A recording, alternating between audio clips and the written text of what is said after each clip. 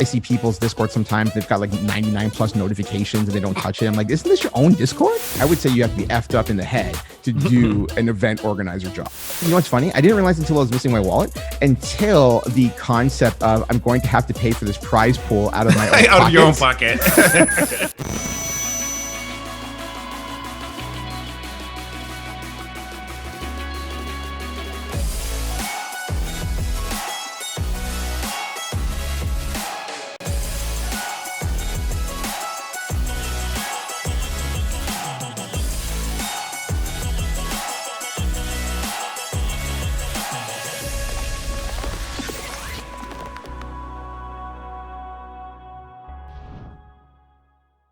Welcome, everybody. Welcome back to Inside the Scene, the show that explores the stories and topics of being professional in esports.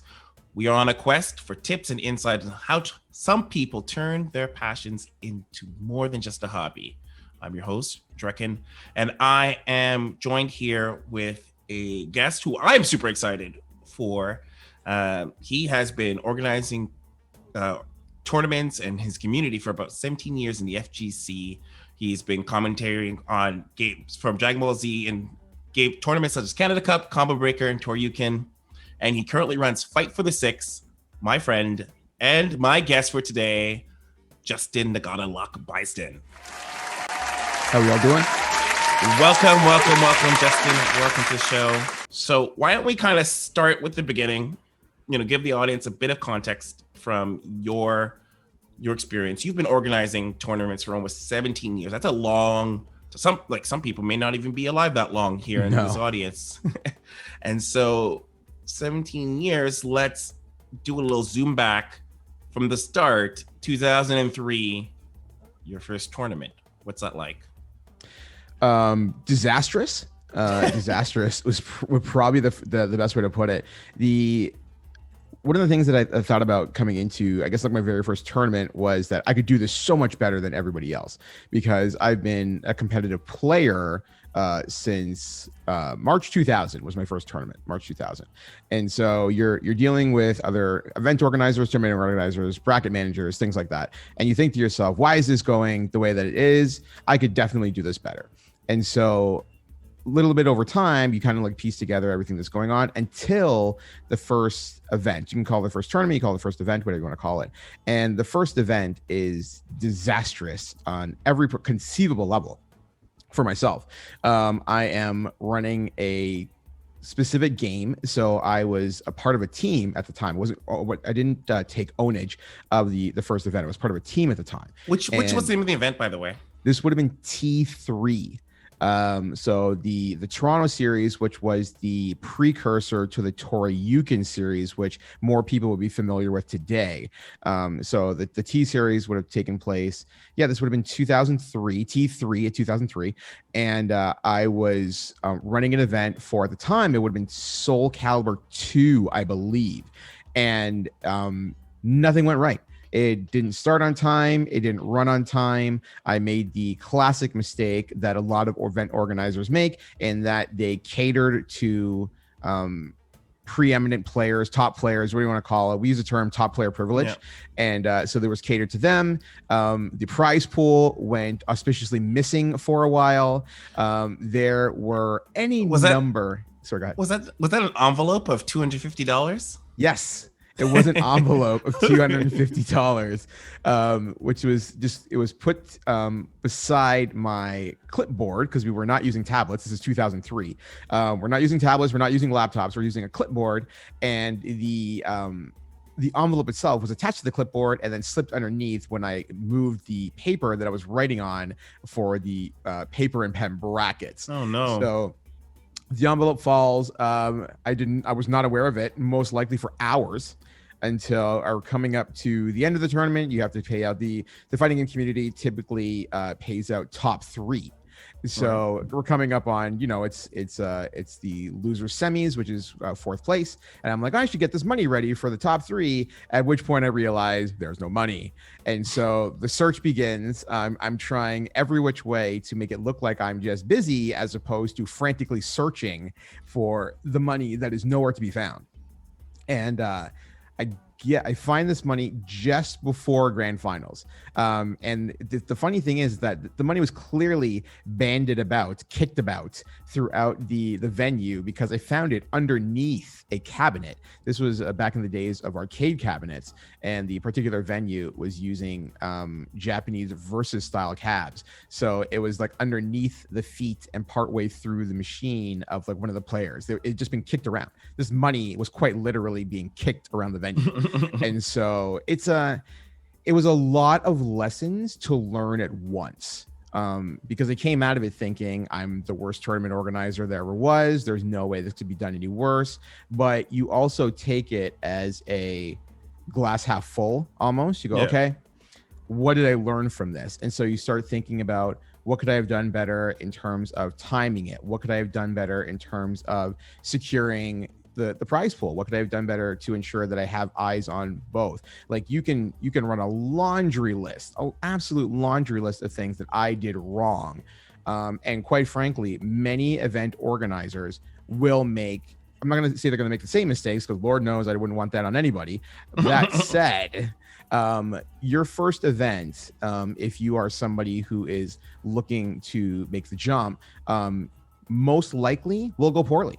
And it's not necessarily a fault so much as you just have to learn the bumps in the road, and eventually you learn how to navigate those bumps in the road. And sometimes they're potholes, and you have to learn how to drive around the potholes too, but in the end, you do learn how to navigate it. So if I were to instill any advice in anyone, it's that take your lumps, don't let it deter you from doing it again. Just let it teach you moving into the future.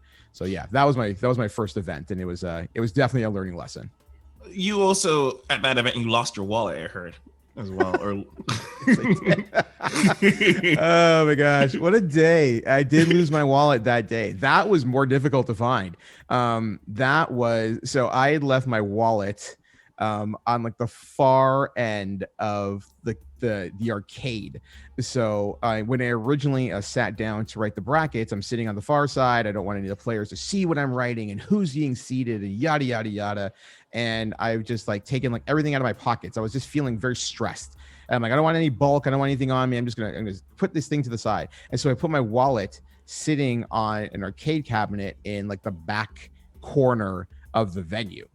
And so when it's all said and done, and I pick up the clipboard, my wallet, which is just a standard like black leather wallet in an extraordinarily dimly lit venue, aside from every so often you're going to get flashing lights and whatnot, the wallet just fell to the side. I was completely unaware of it. Like it didn't make a sound, it didn't do anything. I just fell to the side. I grabbed my keys because of course the keys clink, and got up and I went about my business, and I didn't realize I was missing my wallet till I didn't realize, what's funny? I didn't realize until I was missing my wallet until the concept of I'm going to have to pay for this prize pool out of my own out of your own pocket. And then you have nothing in your pocket. And then I have nothing in my pocket. At which point I'm just like, well, now I'm just lost and broke, so so then the frantic search is on. The first thing I secured was the envelope, because that was, ironically enough, that was my bigger priority. I was like, I cannot lose this envelope. I can replace everything, but I can't replace this envelope.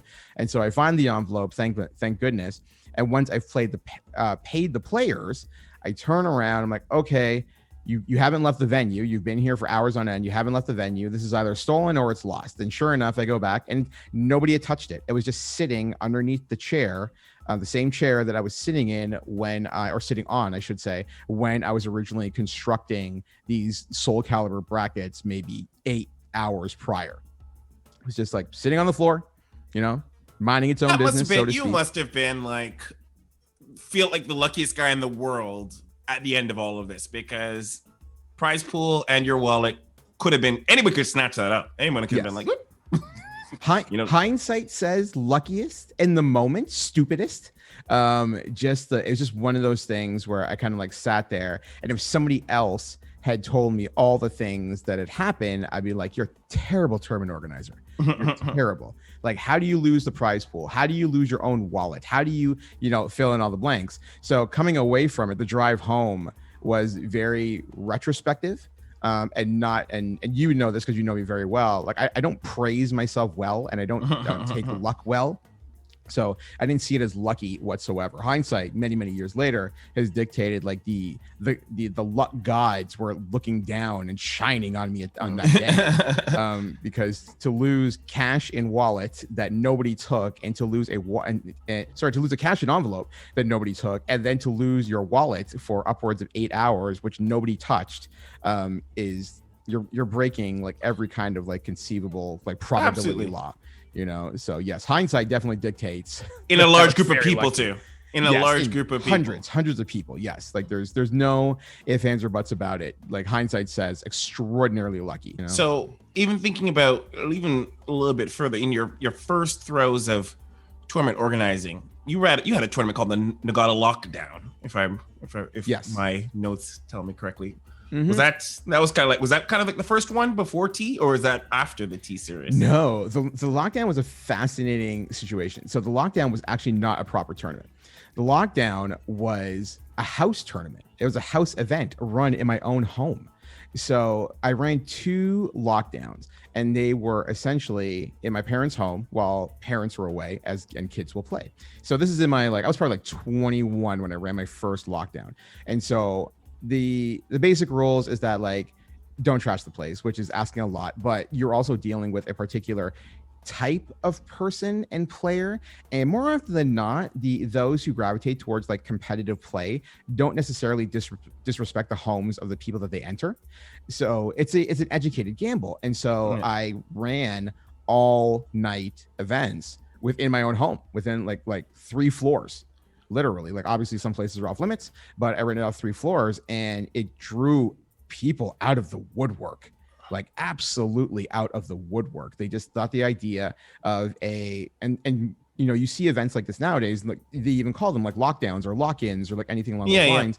Like LAN parties have been doing this for decades at this point, but at that point, the idea of an all-night console event was unheard of. So like I ran this gigantic house party, for lack of a better term, and it drew people from all over the province, a few people from out of country, like they came in from Buffalo, came in from Detroit, and they converged, and by the good grace of God, they did not damage anything on 2 separate occasions. And like we're talking like almost 100 people probably packed into a house, on back-to-back occasions, or like on 2 separate occasions, and they drew extraordinarily well, and everybody had a great time, and they kind of like built out. Those 2 events were integral in teaching me a lot about how to manage multiple events, how to manage multiple tournaments, how to manage different like teams, because I had like trusted people that were essentially like looking over different organized events, everything going on within one established venue, because like you can run yourself ragged at that point, like with the chicken with its head cut off, trying to ensure that not only do people just have a good time in general, but also that they do not destroy or damage your venue. Because I can tell you right now, if you actually like have a proper venue at any given time, and a lot of folks, you have to like put a deposit down. You have no idea what is going to happen with equipment. You have no idea what's just going to happen with like the state of the venue that you're using, So again, big life lesson, and how to multitask, how to delegate, how to like understand like the thought processes of the people that are coming. You can call it your home, you can call it a venue, you can call it whatever you want, but it's very telling in how you handle these kinds of hurdles. And in turn, as time has gone on, and when I was running like other offline events, and they're larger in scale, or running like multiple games or any number of situations, the life lessons you learn early are the ones that you're going to carry with you as you get older. They get refined, they get adjusted, all sorts of stuff, but they're also instrumental in you being able to manage as you continue to grow. So in terms of like tournament organizer, just organizing people in general is a painstaking process. What drew you to do it in the first place? Because you've been doing it for 17 years. Obviously, there's a little bit of a masochism going on. Oh, for sure. 100%.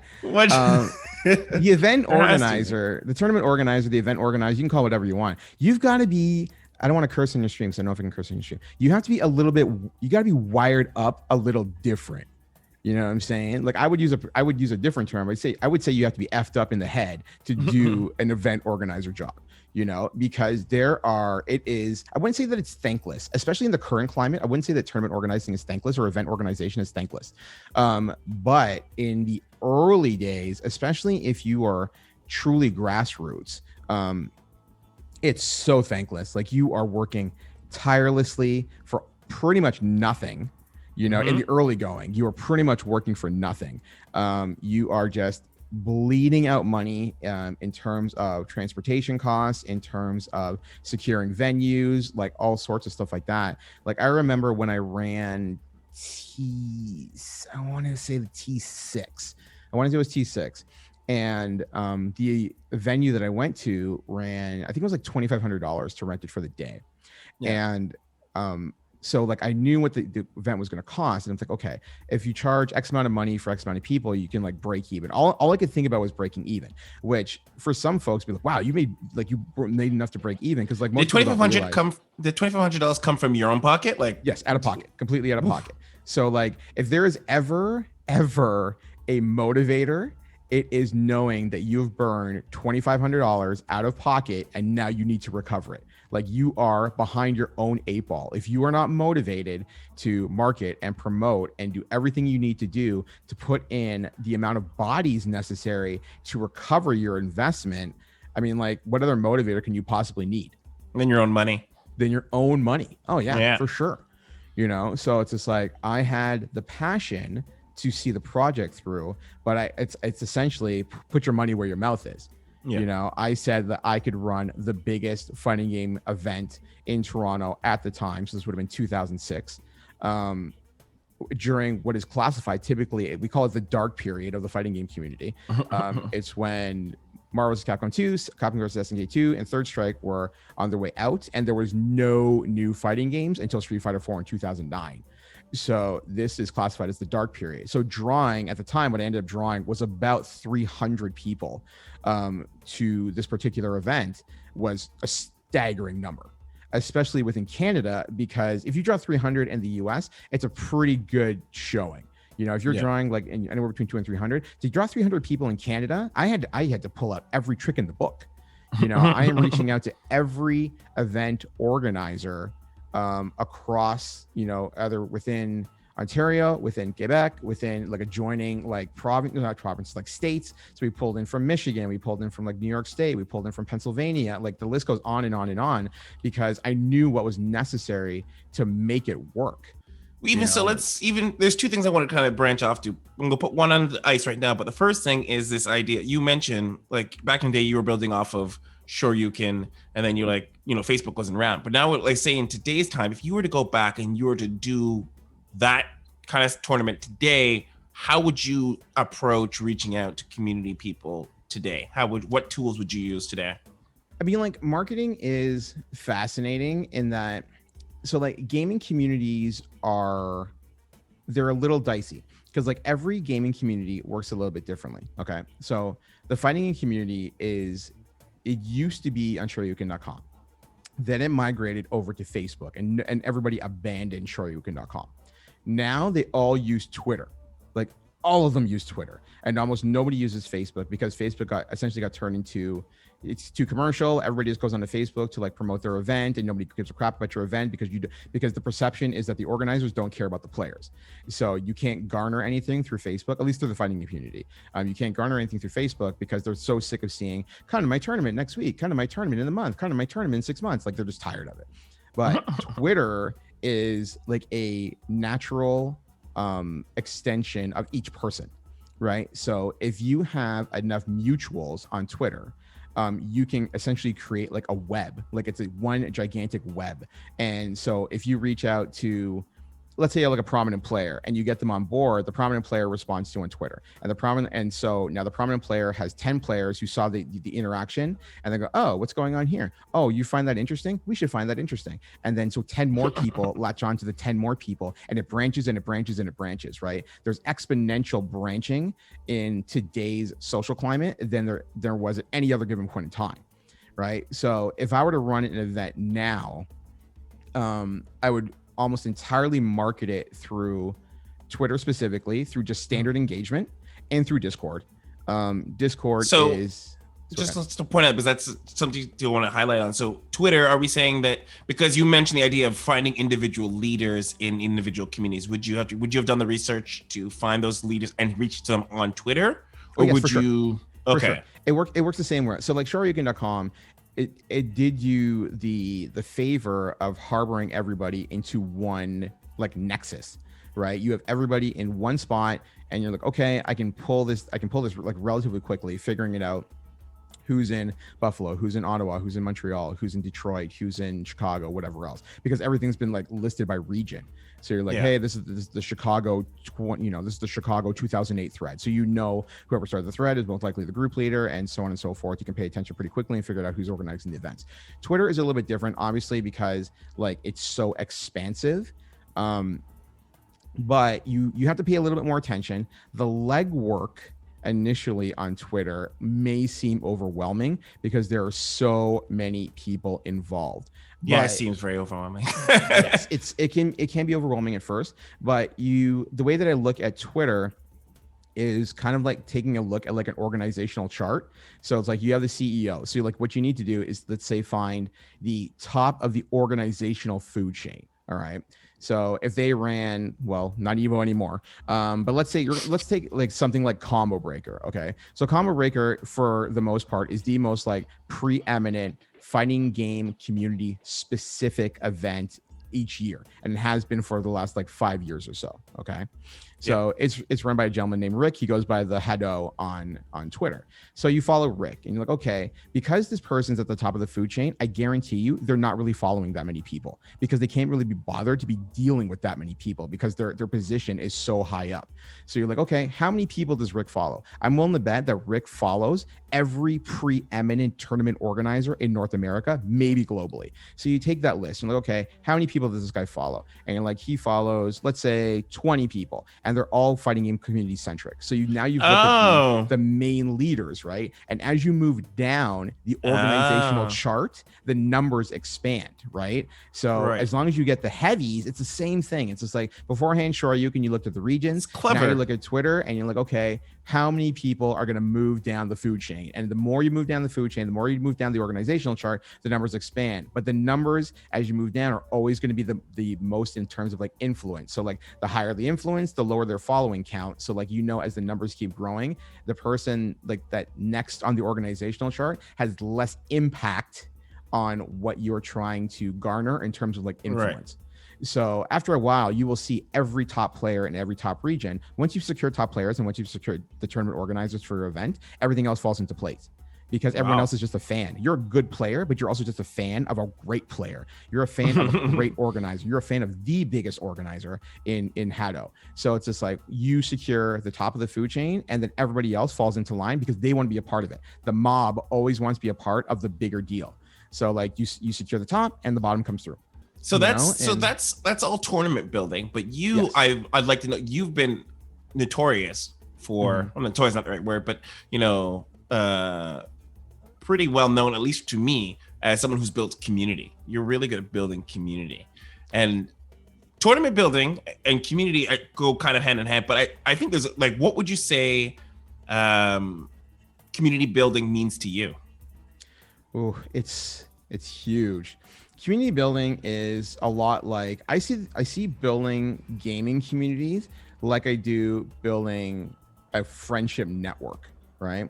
So you personally have said that you found it fascinating that I pretty much know everything about everybody in my community and at least one piece of like topical information to have a conversation with them at any given time.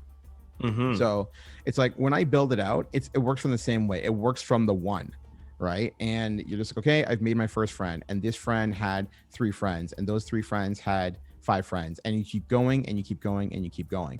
And after a while, if you can remember the names more than anything else, then you can get the ball rolling on like really building out a community, because like people don't want to be babysat, but they want to be part of something, right? Mhm. And I want to continue to like build that, whatever it happens to be, because it's going to evolve like in all kinds of like different ways. But like I take pride in like the community that I built, let's say on Twitch, okay? Because I've built like different communities over the years, and some of them I still, you know, I'm connected to, and some of them I'm not. But like the community like I built on Twitch, for instance, was built from a foundation of friends, not like necessarily competitors, but like friends in the fighting game community. And so that was the foundation, and it gave me the opportunity to just start like playing on Twitch and like getting to know people. But I was advised from a party at the time, just like, oh, you know, you should go and look around for, you know, like-minded streamers. And it's very much like going out with a friend and be like, you know, what do you have in common? You hear that phrase all the time from the dawn of time. What do you have in common? You know, so you go looking around, you're like, okay, I have this in common with like these streamers, you know. And like for me personally, like I always like to think local first, so I'll go looking around for local parties, whether they're in Toronto or like within like my own city or like anything like that. And so I treat everything just like making friends.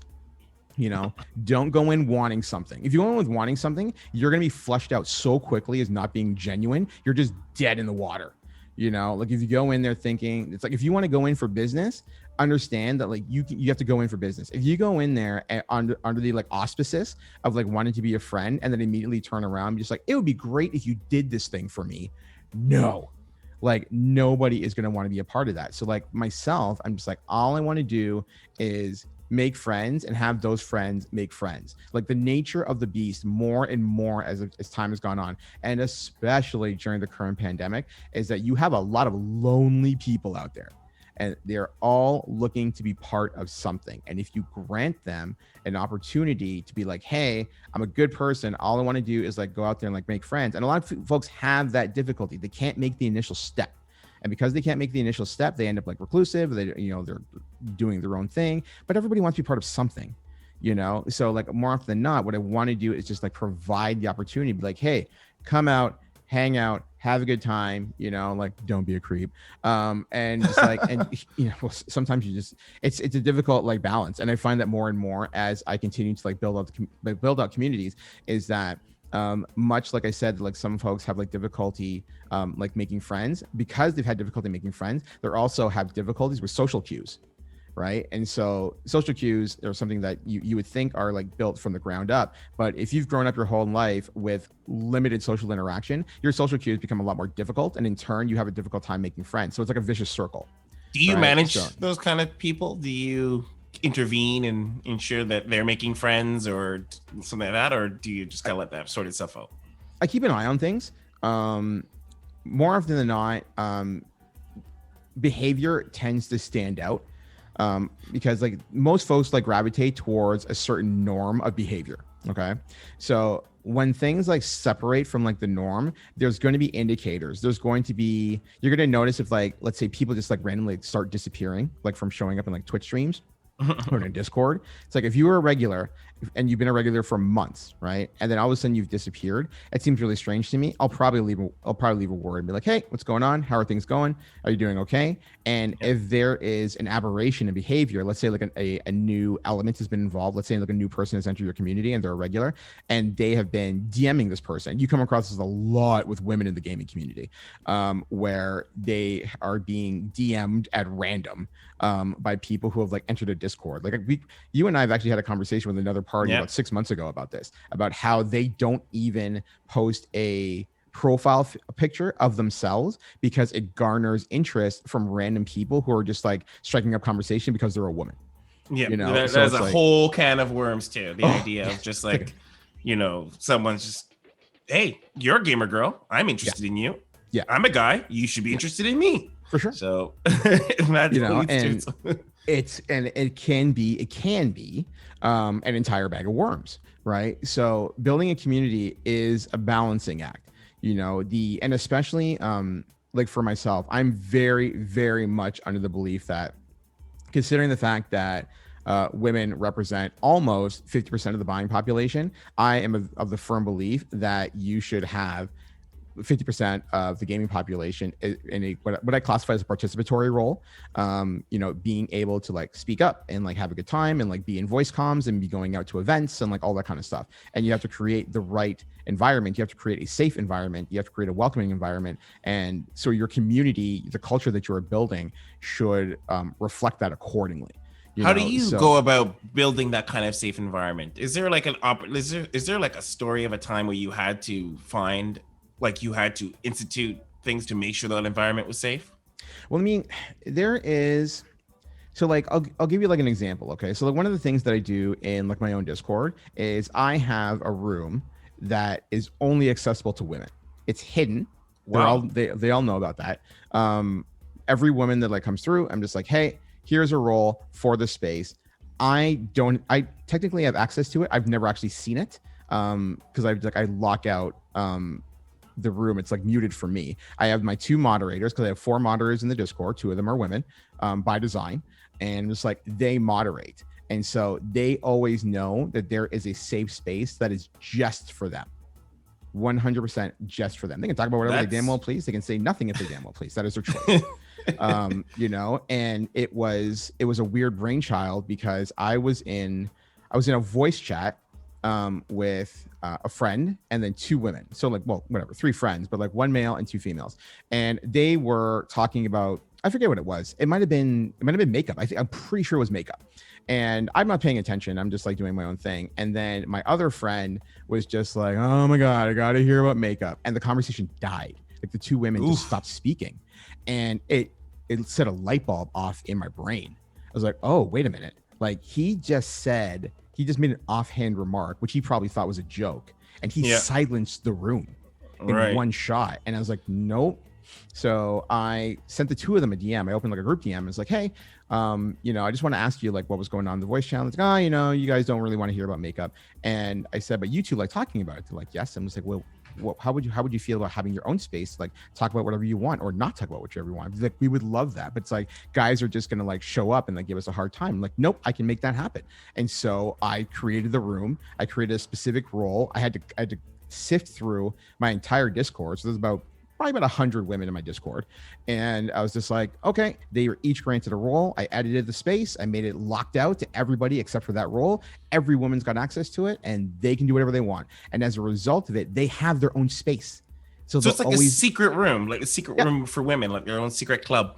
And they know that, I presume. Like they know every single person that was granted the role, they get a DM from me. They're like, hey, welcome to the Discord. Just to let you know, you've been granted access to this room.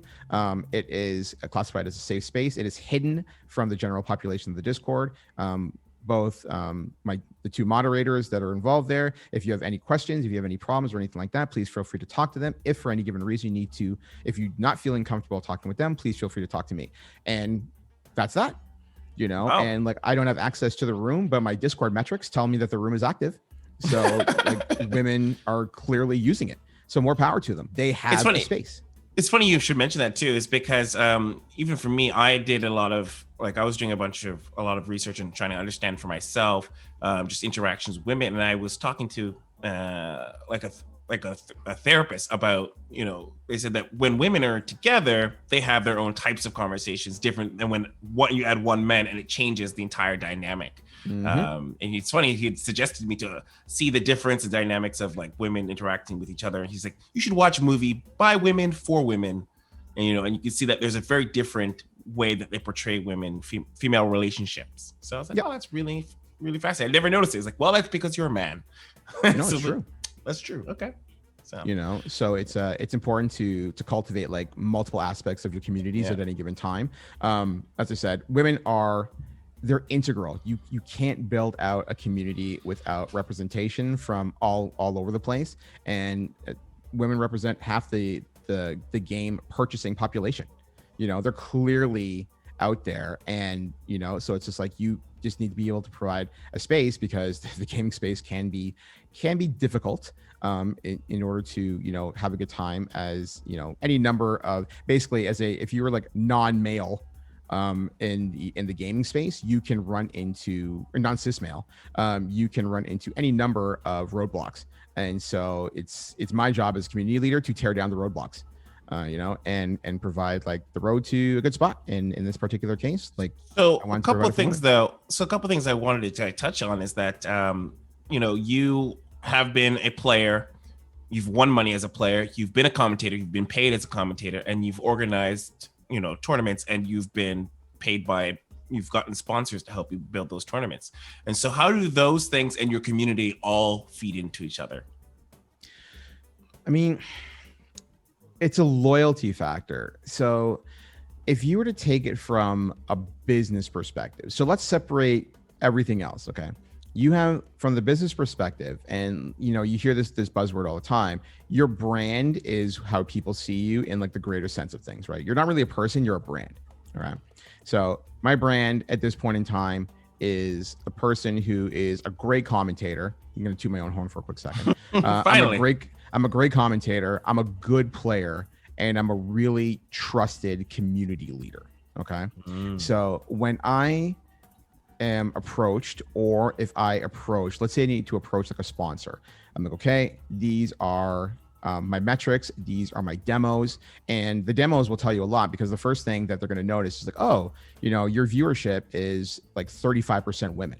It's just like, how did that happen? It's like, oh, like I've built like a strong foundation and a strong relationship with any number of groups. It's like, okay, so like a business perspective, like if they can see that if you can draw young, because like young automatically means that you will have an installed base of people that, as long as you stay the course, you will have people with you for years, right? So it's like those people will stick with you. Like there is a loyalty. There is, again, like, to use a business term, there's a brand loyalty that comes with that. So if you get, like, I have people in my community that started with me when they're like, let's say 14 years old, like when I was on Twitch, and now they're graduating from, high school or whatever else. And like, hey, I've loved your events, and I can't wait to like start traveling for like stuff. And like, you've inspired that, and I want to keep supporting your stuff. I'm like, cool, fantastic. It's like, if you build out, and it's all a long game. Like, that's the thing. Like, if you're going to get in for like a one shot, don't bother. So that's what I ask you. Do you go out of, like, you're in your community, you have a lot of great people who support you and grow, and they have a pride of being, they take pride in supporting you. Mm-hmm. And like, in other communities you've done and built up, you have people who've been proud to be a part of that community, maybe wear shirts, GTSF and other kind of communities. Do you have to manufacture that pride, or does it develop naturally? It should develop naturally. The gaming world, the world in general, is far smarter than people want to believe nowadays. There's too many resources at your disposal to try to pull the wool over anybody's eyes. So if you're not genuine, they're going to know. And they're not only going to know, this isn't a matter of going to know and they're going to pipe down about it. They're going to try it. The world we live in is tell everybody. Yes, they are going to tell you. Tell everybody. It isn't enough to tell you that you're wrong. It is like, at this point in time, and with the way that the world works nowadays, they'll try to cancel you in the process, right? So like, you need to be genuine in your approach. Be like, okay, I'm trying to build out something great. I want Toronto. We'll take it from a Canadian's perspective. I want Canada to be the best collective group of players. How can I make that happen? What can I do to make that happen? And so like, you work on, like I said, like you find more players. The more players you have is the stronger your player base, because there's always more eyes, more, there's more tech, there's more perspective, there's just more people in general is always good for community building. So it is your job as a community leader to continue to foster that growth. Like, I spend a lot of times just like popping in and out of like random, like at the present time, I spend the majority of my time doing commentary for Dragon Ball Fighters. So I spend a lot of my spare time sifting through Twitch and being like, hey, where is this person from? What are they up to? What do they like? Sometimes I'll see people that I already know in their chats and be like, hey, what's going on? And so if a streamer, like, I'll give you an example. If a streamer happens to see that the new person is all of a sudden speaking to 4 or 5 other people in their chat, and they're like, who's this other guy? Now you're going to like find out who they are, what they're doing, what they like to play, where are they from? Are they from Toronto? Really? You're from Toronto? Fantastic. Do you know about this? And so like you just offer up the information. And so it grows naturally. No different than if you were to walk into a social setting, like if you were to walk into a bar and you walked in and like 3 or 4 people are like, hey, Nagata, what's going on? Hey, Justin, what's going on? And you've got like a couple other people like, who's this guy? It's like, we play games with them, whatever else. You say hello, you ask how they're doing, how's the family, whatever else. By the end of the night, you're buds. You walk out the door, you meet your friends. That's very I love that analogy. That's a really good analogy because that's almost like you're almost street canvassing in a way. You're sort of walking into a place, hanging out, and then striking up natural conversation and naturally bringing in what you're doing about it, into the conversation naturally without it being like, hey, I'm doing this, building friendships like that. I think that there are a lot of players out there I already know there's a lot of players out there who just frankly don't like me as a person because I run hyper efficient events. And that goes in contrast with the like laissez-faire that is a lot of competitive players, especially top players, where their ego is such that they feel they can do whatever they want, and organizers will cater to them. Remember, I was saying one of my very, very first mistakes was catering to top players in the very first tournament that I ever ran. That is something that has been instilled in me ever since. And so I don't cater to top players, and it infuriates them to no end, but they show up on time. Isn't that like a love and hate? Because you kind of do need top players in many ways. And so you do and you don't. I'm a very, very big believer when it comes to drawing that you don't need top players, because top players are going to show up no matter what, because they're driven by money. The bottom of the food chain, okay, the vast majority of the player base is not driven by money. They're driven by fun. All right. And they are going to come in droves, and they are going to show up on time because they have no sense of ego. All right. So your top players, they could even boycott. Right? They can boycott, and it's not going to matter because they're going to see some person they've never heard of just won a tournament for 100 people and made like $1,000, and they didn't get it because they decided to boycott. So what are they going to do next month? They're going to come. Of course they're going to come. Of course they're going to come. They're going to come. They're going to come. They're going to come and they're going to show up on time, and they're going to grimace, and they're going to give you side eye and whatever else, but they're going to pay your venue fee, and they're going to show up, and you're going to put them on stream, and they're going to draw numbers for your stream. Like this is the nature of the beast. Like everybody talks all the time. It's like, oh, you got to get this person, you got to get this person. I'm like, no, I don't. I need Joe Blow 420 to show up with a car full of Joe Blow 429s. All right, they're all going to show up and come in on time. They're going to show up early. They're going to walk in the door. I'm like, God, I can't wait for this tournament. I'm like, that's fantastic. Come on in. Have a good time. They're the ones that are going to fill the numbers. When you go to a sponsor, and every last person that's listening to this podcast is eventually going to deal with a sponsor. Do you think the sponsor cares that you drew 7 really good players, or do they want 150 people that they've never heard of before? They're going to want the real numbers. They want 150 people. They want 1,000 people. They want 50,000 people. All right. They don't care about 50 top players when they need to fill a venue that seats 5,000. It doesn't work that way. Right? You fill it with the masses, and the top players will come because they will see dollar signs, whether it's from your sponsor or whether it's from the pool that you have assembled for these folks. You think all the people that show up for the international are there just for kicks? No, there's a $33 million prize pool up for grabs. So you work your butt off, and the masses watch it, and the masses feed into the DLC, and the top players come, and they get their prize, and they get their fireworks, and they get their trophy. That is the nature of the beast. Right. So you always cater to the masses first. How do you funnel it? How do you take, like, you've run this event, you've done this thing, you've done a stream or whatever. How do you turn those those audience members, those players or whoever into your community members? What's the funnel process for you? It's important to create a sense of connection to the people that are watching. So one of the first things you always have when you run an event is another event in mind. Okay. It's because the people who have showed up to your event, that they're going to come to the next one. If you've done a really good job, barring some kind of like complication, they're going to come back to your event. The people that are watching, all right, I'm a very big believer in, it's like, if you have an event and they saw that everybody else was having a good time, you should know when you can let them know what the next good time is, right? Because they're going to sit back as a viewer, all right? And if you've done a good enough job as an event organizer, you're going to be able to instill the sense, it's FOMO. It basically just comes down to FOMO, all right? For those who are unfamiliar, it's fear of missing out. You want to be able to instill the element of fear of missing out, because nobody wants to miss out, because the mob mentality is what drives anything in events, whether it's sports, whether it's esports, whether it's a party. You missed out on the last house party. Why'd you miss out on the last house party? It's like, I don't know. I stayed in and watched Netflix. I'm like, damn, you missed out on a good party. Better come to the next one, you know? And so it's the same idea. It's like you want to be able to instill this element of you missed a great time. Don't miss the next time. Right? Do you use Discord as a tool to help you like hold on to that community until that next time? Is that a tool Absolutely. you There's no greater drawing power than word of mouth. It's never changed. Word of mouth has evolved as social media and chat rooms and everything else has evolved. But word of mouth is exactly the same as it's been for centuries, right? Discord is the key. Everybody should, like, if you are an event organizer, you damn well better have a Discord. Like, I cannot stress this enough. Everybody needs a hub is the best way to explain it. You need a hub. Does social media play a large role in your community building in terms of like, do you purposely keep like use social to draw into your community, or is that kind of like a separate its own thing?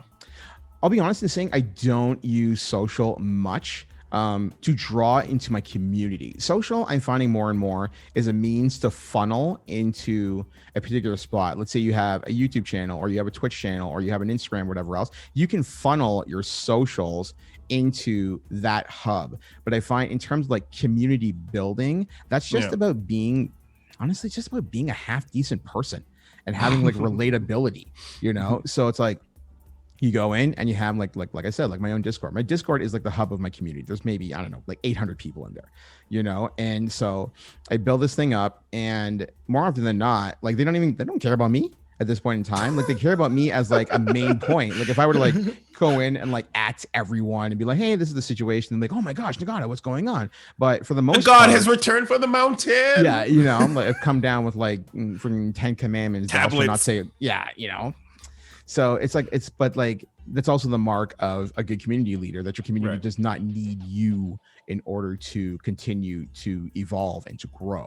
Right. So you kind of like just go in and just, you know, say hello to everybody. How's it going? What's going on? Check in on a few things. Make sure to answer all of your ats. I see people's Discord sometimes. They've got like 99 plus notifications and they don't touch it. I'm like, isn't this your own Discord? You know, like, oh yeah, you know, I'm just like, well, yeah, like, why aren't you doing anything about it? It's like, you know, I'll deal with it later. They're probably complaining about something. I'm like, yeah, you should probably deal with that then, you know, but they don't touch it, and that's their choice, you know. But this is, you know, the hallmark of many a dead community, not necessarily a dead Discord, but a dead community. It's just like these things need to be cared for and fostered, and, you know, make sure that you breed them accordingly, because especially if you classify yourself as a community leader, tournament organizer, event organizer, anything like that, that inherent link, that emotional attachment to you as a leader is going to be built from the community up. The social marketing, all that kind of stuff is kind of like the icing on the cake, but like the cake itself is built by the community that you have built over time between your events. So it's very, very important to always make sure to stay on top of these things. You'd be really surprised about 5 total minutes of your time in your Discord, how long that will go in terms of ensuring consistent, not just like consistent reach, but consistent active participation from your community in the events that you organize, you know, or the streams that you run, or like anything along those lines. So with that all being said, and cognizant of our episode's time, so with that, Justin, what would you say in terms of someone starting out right now? They're at the beginning of their career, and they're thinking about how do they incorporate building a community in their path to esports, making it something more for them. If you're starting, most tournament organizers, most event organizers are players. Okay. So if you're a player, I think that one of the biggest things you can do to start is to enter other events. Nobody starts from ground zero. You know, you're not going to become the next great, you know, StarCraft organizer, Dota, League, you know, Valorant, Dragon Ball, Street Fighter, whatever. You're not going to be an event organizer without being able to build up a rapport with your own player base. Even if you don't have a community yet, you have to understand the player base. Who are the people that you are going to see, you're hoping to see on a regular basis over months, years, whatever it happens to be. In my particular case, coming up in 2 decades. Oof. You know, it's like, what is it that you want out of it? Do you want to run a monthly event in your local community center? Do you want to run a weekly event on Twitch? Figure out what it is that you want, and then more importantly, figure out how to build a rapport with the players that you are looking to draw to your event. If you can't build a rapport, if you're just going to be a person who slaps together a banner and goes, come to my event, you're not going to draw. You can't draw because nobody has an emotional attachment to you, you know? So like you have to put in the work first as a person, not as an entity, not as an event organizer, not as anything. You have to put in the work as a person. Just put your name out there. Go into, especially if you're like brand new, go into streams. Just go into community-based streams. And I would say this, if you're first starting out, don't go to the top of the food chain. All right. If the person at the top of your like game is drawing 25,000 viewers on Twitch, guess what? You ain't getting seen. You're not seen. Don't care about you. Yeah. You are one of 10,000 lull emotes that are flying by at that point in time, right? Like you need to find somebody who has 15 viewers, 50 viewers. 50 is my comfy Sweet number. spot. It's my sweet spot in terms of engagement, right? So like you want to have your name out there on a regular basis. As I said before, and I say it again, don't be a creep. Just go in, say hello, how's it going? Don't be afraid.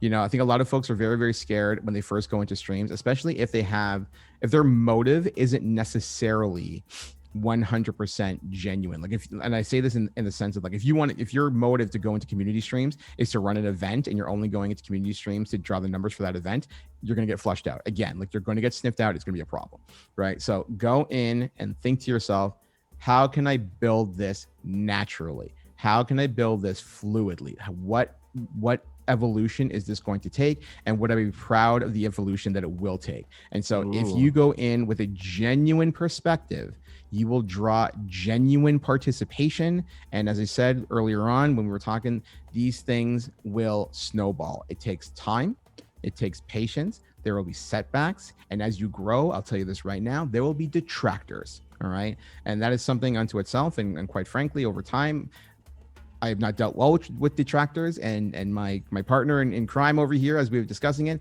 has been instrumental in me tempering my temper as it concerns detractors. But they will come as well, you know. But it is very important that you know, as you grow, that you were doing a good job, a consistent job, and you did right by every person who either came in the door or signed up online. You can do it. You will do it. Just take your time and be genuine about it. There's so many good times, and there are always going to be dark times as well. And your moderators will always be there to lift you up. So big shout out to, I always call them my mod squad, my moderators. So much love to all of them. And to you, Drekken, I much appreciated the opportunity, sir. This was a lot of fun, a really, really good time. You and I do not get to do this kind of conversation too often. No, we don't. But I am a big as you say, you are a fan of talking with me. I'm always really have a great time talking with you. We kind of have like a weird like ass backwards mentorship situation where it's like I do for you and you do it for me, and it is I am very truly grateful and humbled to foster the friendship that we have. So sir, I was going to say the same thing I was going to say. I'm very humbled, and I'm very much I very much treasure our relationship that we have and our opportunity to speak. So thank you as well for being able to share this knowledge. And as definitely a part of Legacy, I think there are a lot of people who out there, you know, our audience, who are looking to really build your chance in esports. You love esports. You've maybe watched a bunch of streams and you're like, how do I go to that next step? I feel like a lot of the information that you've heard here today will help you on that journey. So guys, thank you very much for being on here. Thank you very much for watching this episode, and we'll see you next time on Inside the Scene. Catch ya.